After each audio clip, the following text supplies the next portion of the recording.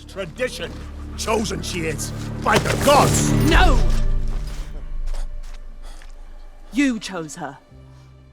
A Witcher is a professional monster slayer for hire. In some ways, they would be akin to in other genres like the gunslinger in the Western or the Ronin in the samurai movie. They are, by nature, people who walk alone and do important work, but thankless work. If the cinematic trailer for The Witcher 4 has piqued your interest, but you've never played any of the previous games before, there's good news. This is the start of a brand new saga, with a new protagonist and story. It's set to be an ideal place for new players to begin. Still, there's no escaping the fact that it's the fourth game in a series with very deep and complex lore, so it may be helpful to know the basics before jumping in. Thankfully, we've convinced two Witcher loremasters from developer CD Projekt Red to introduce you to everything you need to know, including what a Witcher is, the mythology behind that monster in the trailer, and why the white-haired woman you'll be playing as is so special.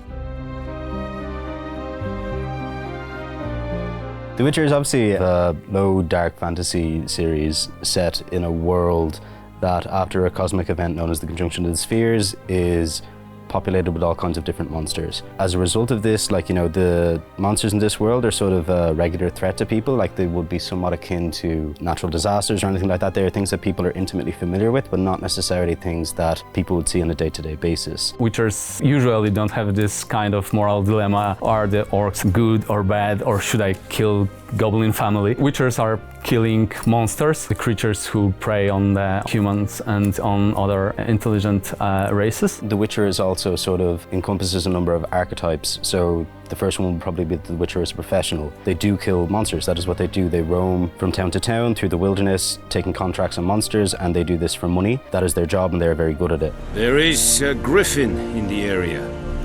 Slay it. Then I shall see what I can do. In order to perform their job effectively, all Witchers as young boys undergo the trial of the grasses, which is sort of this very dangerous process. Only 3 or 4 in every 10 boys will survive the initial trial. All of these different mutagenic elixirs are intravenously pumped into their body, and as a result of this, they become faster and stronger than a regular human. They also are either resistant or immune to all known diseases and poisons, but there is a very high price to pay for this, which brings us to the last thing of what a Witcher is, which is sort of an outsider, an outcast. They are often seen as little better than the monsters they kill. I'll not drink with Weaverlaw's freaks. Obviously then you've also got the kind of visuals identity of a Witcher. So, the feline eyes, the vertical slits like a cat, the 2 swords. Witchers carry 2 swords because in this world, monsters are vulnerable to silver. So Witcher carry 2 swords. One of them is a steel sword for fighting some of the monsters that are not born from the curse or magic or something like that. Signs are very simple spells designed especially for Witchers to give them this edge in combat. They only require a simple gesture. For such situations where you have to gain the upper hand in combat, your basic tool for the job is a sword, but the signs are, I like to see them as a grenade. If you have seen anything related to The Witcher, be that the games, artwork, or even the Netflix TV series, then you'll be at least somewhat familiar with Geralt of Rivia, the stoic, white-haired protagonist of not just the games, but also the original Witcher saga books. The RPGs take place after the novels, and so the first 3 games continued Geralt's story. The Witcher 4, though, features a different protagonist, another character from the books, who's just as important as the White Wolf himself. Ciri is Geralt's adopted daughter, but she is so much more than that. She's the heiress to multiple thrones. She has this elder blood running through her. She is also attuned to magic. I think The Witcher as a title refers to both Geralt and Ciri and always has. They are equal protagonists in the saga. I think she's arguably more important to the plot than Geralt himself is. Ciri was referred as a Witcher in the books. She was trained in Kaer Morhen by Vesemir, the mentor of Geralt. She received as formal training as the Witchers in Kaer Morhen were able to give her without mutating her. She's been trained in magic by Yennefer of Vengerberg. Not classical Witcher signs, like the proper spells. I think at the age of 15 or 16, she manages to kill a wyvern, completely unmutated, completely untested at that point. Think drowners or striggers will go easy on you because you haven't undergone the mutations?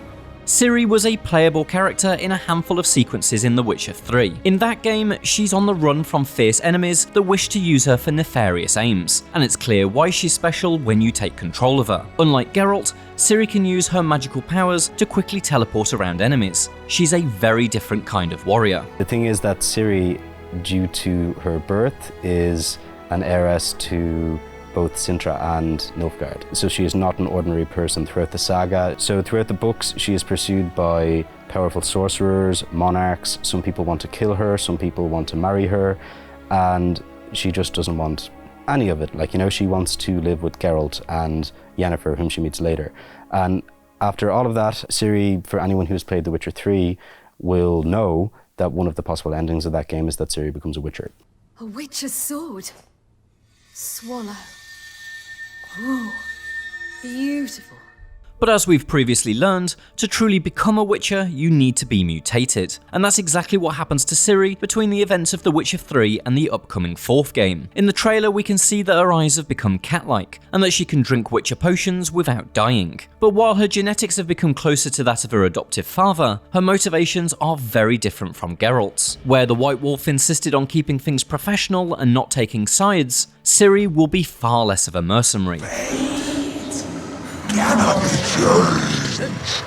Ciri doesn't want to be neutral. She strongly believes that helping people is what the Witcher should do, and sometimes staying neutral prevents that. There is another scene in the books in which she sort of storms in and says that the reason she is learning to fight is to kill a man who abducted her, who plagues her nightmares, and Geralt confiscates her sword because he's trying to tell her that that's not her job. If she receives this training, it's to protect people for money, essentially. It is not to get herself caught up in these political dilemmas. But Ciri can't help but be caught up in those political dilemmas, in part because she's heir to a couple of thrones. Her father is the Emperor of Nilfgaard, an imperial force that's taken over much of the world, and so she's next in line to a dark regime. But even more complicated than that is her very DNA. Within her veins flows the Elder Blood, also known as the Lara gene. Hailing back generations, this bloodline was originally started by elven mages with the aim of eventually giving birth to a prophesied child. There are various interpretations of this prophecy, but essentially they believe that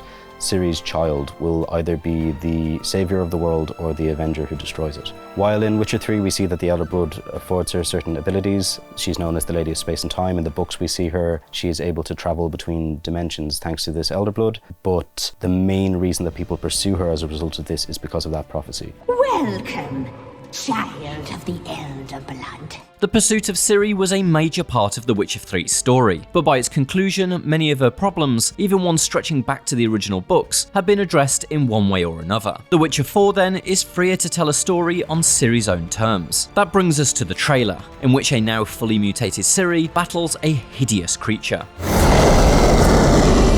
The monster is a Bauk, which is derived from Serbian mythology. In the mythology, it was kind of, you know, a boogeyman, something that lurks in the dark. I know that in the Serbian translations of A Song of Ice and Fire, for example, when Marcin writes the imp referring to Tyrion, I think Bauk is used, and I believe it is also used in Tolkien for goblins. I think they're referred to as Bauk in the Serbian translations. We've got some typical fantasy races that are perceived as intelligent creatures. On those, witchers don't take commissions. And we've got the monsters, creatures inspired by the various European mythologies. We've got some, like the Bauk is a very good example because it's from Serbian mythology, but we also have the monsters inspired by the Norse, Celtic, Slavic mythology. At the end of the trailer, we discover that killing the Bauk may not have been the noble deed that Ciri intended. The villagers were trying to sacrifice a young woman to the monster in payment to their gods, and Ciri's actions disrupted that ritual, and so the villagers killed the girl to make good on their traditions. In the end, Ciri saved no one. Dour scenarios like this are commonplace through all of the Witcher books. I think the short stories are very important to The Witcher because a lot of them are centered around themes that recur. For example, A Grain of Truth, the story in which Geralt lifts the curse from Nivellen, a man who's been cursed, who lives in a manor. This tells us that, like, you know, there is a grain of truth in every fairy tale, which becomes a motif throughout The Witcher. A grain of truth is largely a subversion of Beauty and the Beast, but then with the lesser evil, again, is a subversion or reimagining of Snow White. This is the story in which Geralt becomes the Butcher of Blaviken, And in that, he's faced with a choice to which there is no necessarily correct answer. This, again, becomes absolutely fundamental to the Witcher world as a theme that comes up over and over again,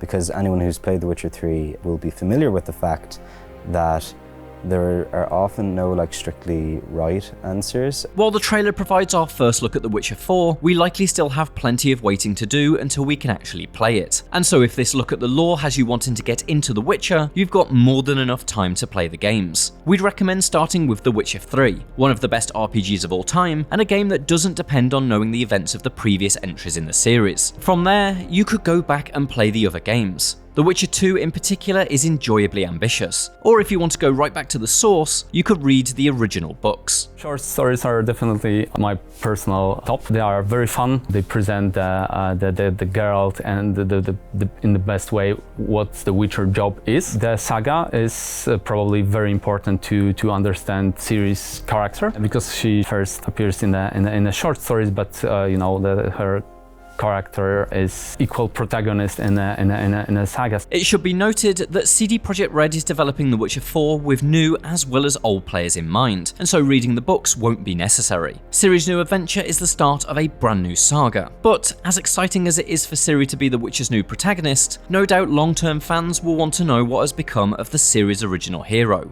Will Geralt be part of The Witcher 4? Don't do this to me.